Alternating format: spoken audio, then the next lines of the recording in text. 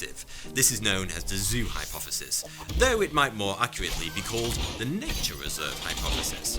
Ever have the feeling you're being watched?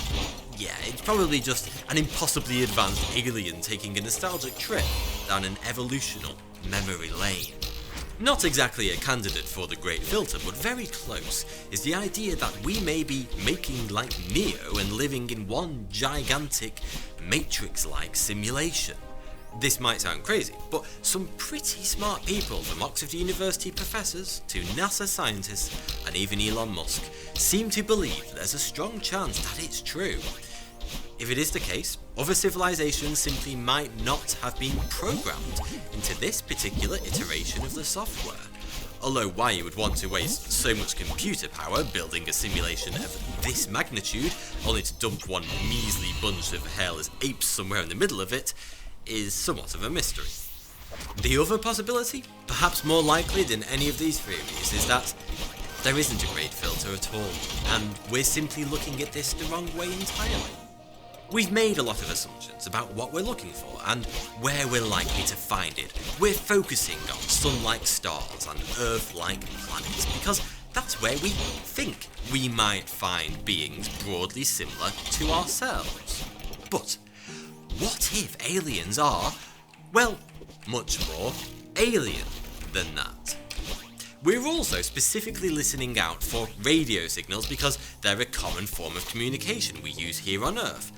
But there's a very good chance a civilization far more advanced than ours would have left radio waves long behind them. Or perhaps their technology never resembled ours in the first place. Maybe radio technology isn't even close to being an inevitable byproduct of intelligence. Dolphins are one of the small number of species we humans class as intelligent here on Earth. But as Australian astrophysicist Charles Lineweaver points out, dolphins have had around 20 million years to build a radio telescope and have not done so yet.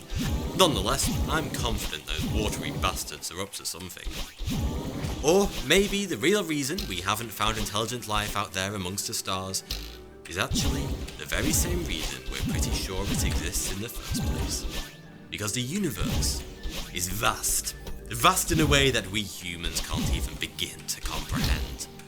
The Milky Way is so large that it takes light, a rather snappy mover that can travel around the Earth 7.5 times in a second, 100,000 years to cross it. The observable universe, that is, the part of the universe we're able to detect from here on Earth, is thought to be a sphere with a diameter of 93 billion light years. Amongst the estimated 2 trillion galaxies in the universe, the 100 quadrillion stars, the, well, very large number of planets, perhaps it isn't all that surprising we haven't been able to find any other civilization just yet. The sheer scale involved poses serious practical problems after all. Consider this: if some curious alien from Andromeda, the nearest major galaxy to ours, pointed his super powerful radio receiver directly at Earth this very second, he would find nothing. Nothing but an utterly silent planet.